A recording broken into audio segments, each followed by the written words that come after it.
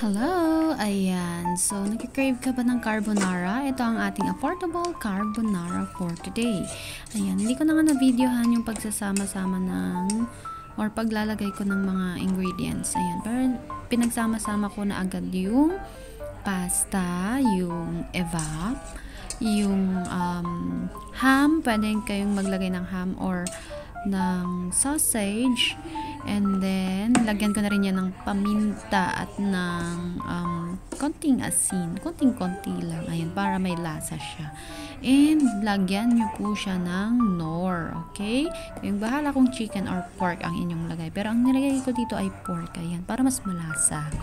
And ayan, so pakuluan nga natin, at kung ang gamit nyo naman ay gasol, dapat konti lang po yung apoy, mahinang-mahina lamang, okay?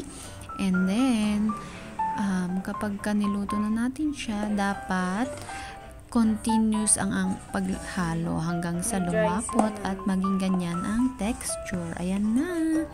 Ayan, so ready na po yan. Pwede na natin siyang palamigin konti at pwede nang ihain para kainin. Ayan, wow, yummy, sarap, 'di ba? Tsura pa lang. At binudburan ko na rin siya ng dried oregano. Ayan, galing yan sa pizza na binili namin, pero pwede siyang lagyan yan for toppings naman. And yan, let's go, kain na. Thank you!